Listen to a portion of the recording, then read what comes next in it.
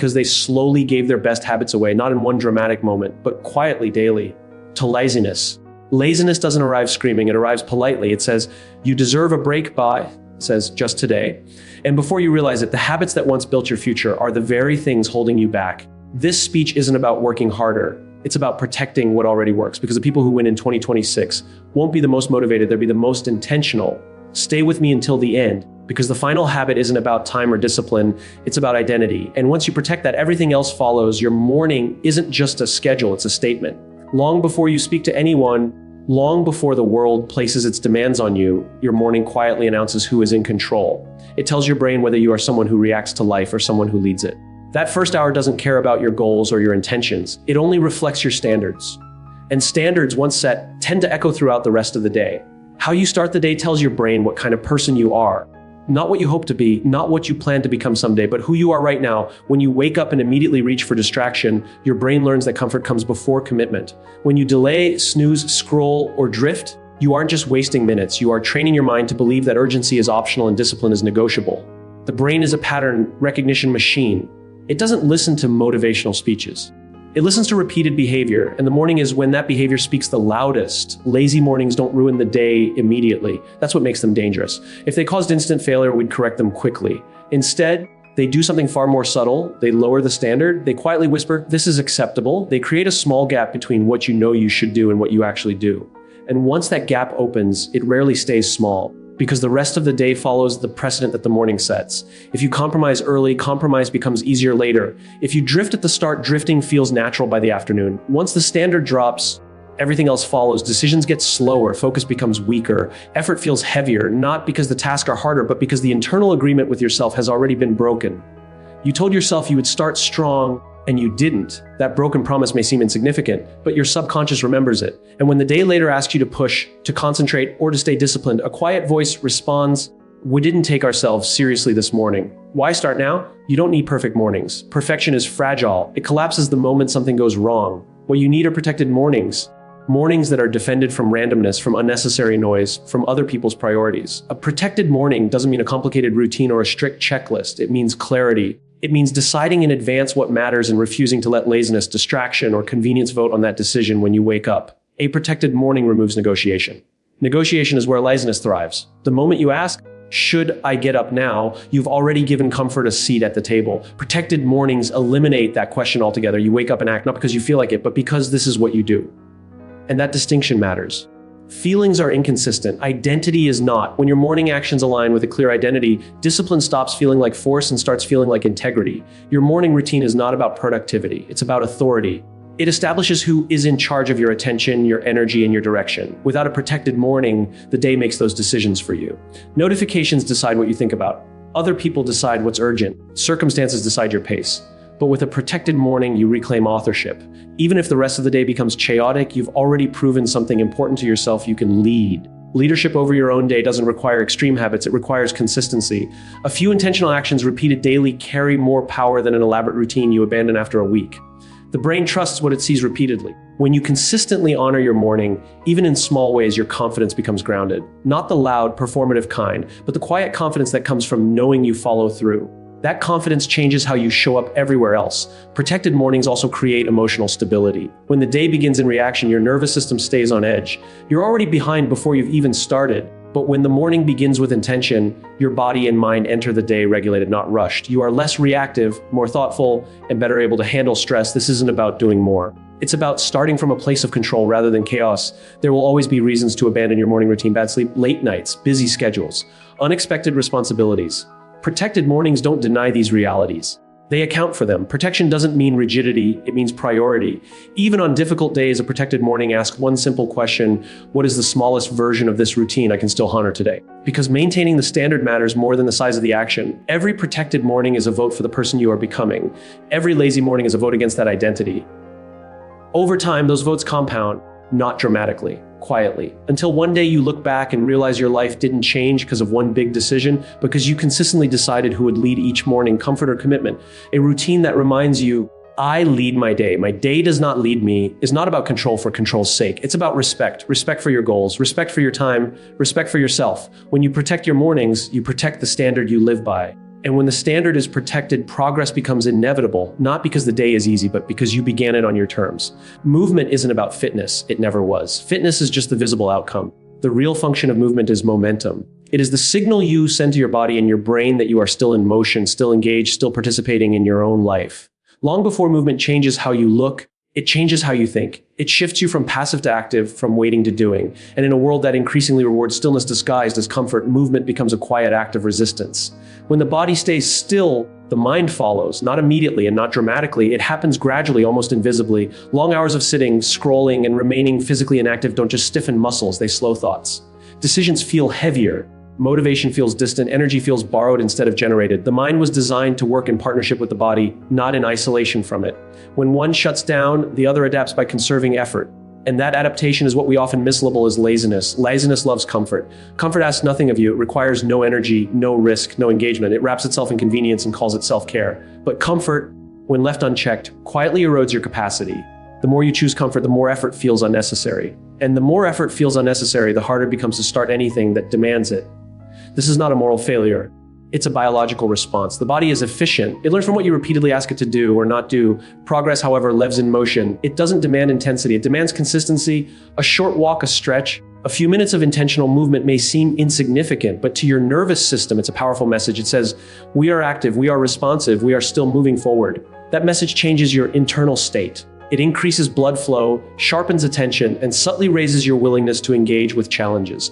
Movement doesn't just prepare the body for work, it prepares the mind for effort. Even small movement tells your nervous system, we're not done yet.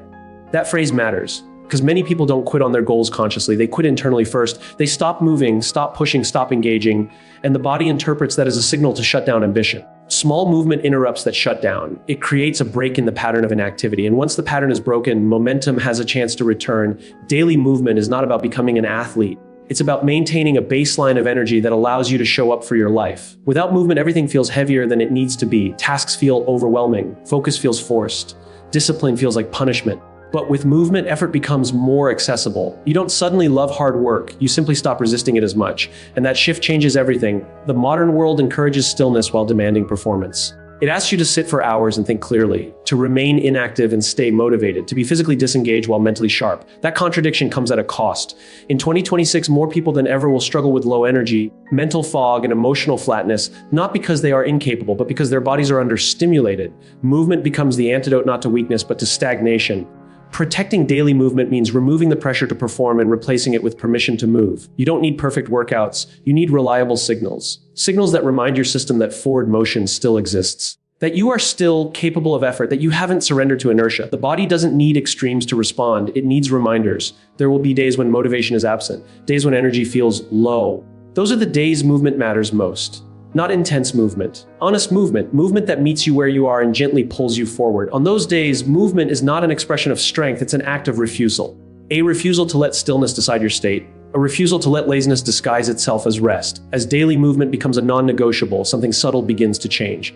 You stop seeing action as something you must prepare for. You begin to see it as something you simply do. That identity shift reduces friction everywhere else. Work feels more approachable. Decisions feel clearer. Confidence grows, not because you've achieved something extraordinary, but because you've proven something fundamental. You can generate momentum on demand. In 2026, the signal matters more than ever. The pace of life will continue to accelerate, but physical engagement will continue to decline. Those who protect daily movement will not just feel better, they will think better, they will adapt faster, they will recover quicker from stress. They will maintain the internal rhythm that allows progress to continue even when conditions aren't ideal. Movement keeps you in the game. It tells your body and your mind that the story is still unfolding, that you haven't reached the end of your effort, that you are not finished becoming. And as long as that signal remains alive, stagnation never fully takes hold. Distraction is the new laziness. It doesn't look like avoidance or idleness anymore. It looks productive. It looks like tabs open, notifications checked, messages answered, and constant movement without direction. On the surface, it appears active. Underneath, it produces almost nothing of lasting value. This is what makes distraction so dangerous. It gives the illusion of effort while quietly draining the capacity to do meaningful work. When everything has your attention, nothing gets your best effort. Attention is not infinite. It is a finite resource that depletes with use. Every interruption, every glance, every shift of focus carries a cost. That cost is not just time, it's depth. Depth is where understanding forms, where ideas connect, where real progress happens. Without depth, work becomes shallow. Tasks get completed, but nothing significant is built. Deep focus time is not about working longer hours. It's about working at a level where your full cognitive ability is engaged. That state cannot be accessed in fragments. It requires continuity. It requires silence, both external and internal. And in a world designed to constantly pull you out of that state, focus must be protected, not hoped for. Distraction thrives on availability. The more available you are to everything, the less present you are for anything. Constant responsiveness feels responsible, but it slowly erodes your ability to concentrate. The brain adapts to what it repeatedly does. If it is trained to switch tasks every few minutes, sustained focus begins to feel uncomfortable.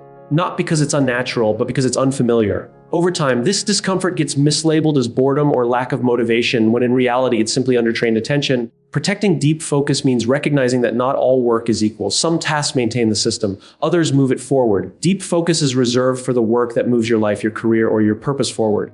The kind of work that requires thinking, not reacting, creating, not consuming, solving, not responding. Without protected focus, this work gets postponed endlessly, crowded out by urgent but low-impact demands. If you don't decide in advance what deserves your best attention, the world will decide for you. Notifications don't care about your priorities. Algorithms don't care about your goals. They are designed to capture attention, not honor it. Deep focus only exists when you draw boundaries strong enough to keep the noise out. Those boundaries are not restrictions, they are permissions. Permission to think clearly. Permission to build something meaningful. Permission to engage fully with what matters most. Protect blocks of deep focus like they're appointments with your future, because they are. You wouldn't casually cancel a meeting that determined your next 5 years. Yet many people cancel their focus every day without realizing the cost. Each time focus is interrupted, the future version of your work becomes weaker, less refined, less impactful.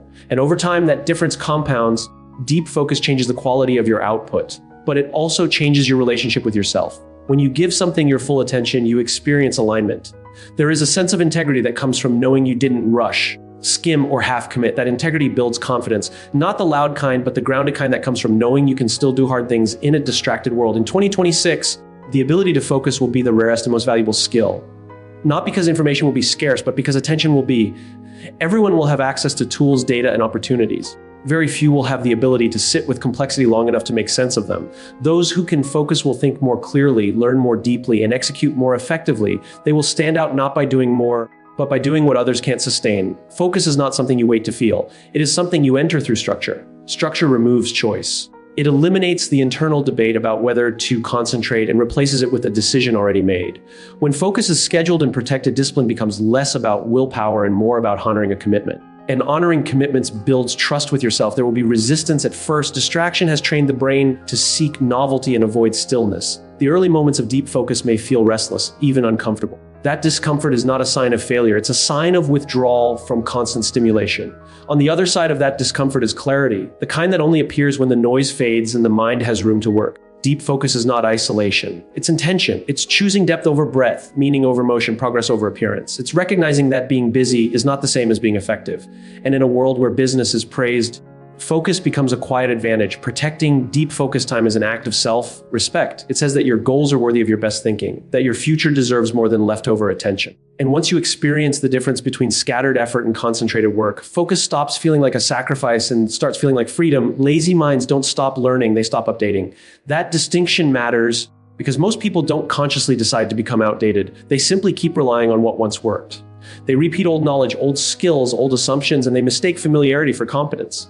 Learning doesn't disappear, it freezes. And when learning freezes, relevance quietly fades. The world will change in 2026 with or without your permission. Technology will evolve, systems will shift, expectations will rise. Entire ways of working, thinking, and communicating will be replaced not because they are bad, but because something faster, smarter, or more efficient appears. The danger is not change itself. The danger is assuming that what you know today will be enough tomorrow. That assumption is where progress stalls. Those who protect learning stay relevant, not because they know everything, but because they remain adaptable. They don't chase trends blindly. They build the habit of understanding what's changing and why. They update their thinking the same way software updates, regularly, intentionally, and before failure forces it. Learning becomes maintenance, not an emergency response. Those who don't protect learning don't usually fall behind all at once. They fall behind gradually. First, curiosity fades. Then questions stop forming. Then assumptions go unchallenged. Eventually, the gap between what is required and what is known becomes too wide to ignore. At that point, replacement doesn't feel sudden, it feels inevitable. Protecting a learning habit doesn't mean constant studying or endless consumption of information. In fact, passive consumption often creates the illusion of learning without real understanding. True learning is active. It requires engagement, reflection, and application. It asks not just what is new, But what does this change? Without reflection, information remains noise. Without application, knowledge remains theoretical. Read, listen, reflect. Reading exposes you to ideas beyond your immediate environment. It slows thinking enough for depth. Listening allows you to learn from experience you haven't lived yet. It compresses time. Reflection is what turns both into wisdom. Without reflection, learning remains external. With reflection, it becomes integrated. It changes how you think, decide, and act. Learning is not about impressing others. It's not about sounding smart or collecting credentials. It's about staying sharp enough to lead yourself. When learning stops, self-leadership weakens. Decisions rely on outdated maps. Confidence becomes fragile because it's built on knowledge that no longer fits reality. Continuous learning strengthens internal authority. You trust your decisions because they're informed, not because they're familiar. Lazy learning looks like repetition without curiosity. It's re-rating the same ideas without questioning them. It's consuming content that confirms existing beliefs while ignoring what challenges them. This kind of learning feels comfortable, but it doesn't expand capacity. It reinforces what you already know and leaves blind spots untouched. Over time, those blind spots become liabilities. Protecting learning requires humility. It requires admitting that no matter how experienced or skilled you are, there is more to understand. The moment someone believes they've learned enough is the moment growth stops. Humility keeps the door open. It allows new information to enter without threatening identity. It transforms learning from a threat into a tool. In 2026, relevance will not belong to the most experienced. It will belong to the most responsive. Those who can learn, unlearn, and relearn will navigate change with less friction. They won't panic when systems shift because learning has already trained them to adapt. They will see change not as disruption, but as data. Learning also protects clarity. In a world saturated with information, the ability to discern what matters becomes critical. Continuous learners develop better filters. They ask better questions. They recognize patterns instead of reacting to headlines. That clarity reduces anxiety and increases confidence. Not because the future is predictable, but because they trust their ability to understand it as it unfolds.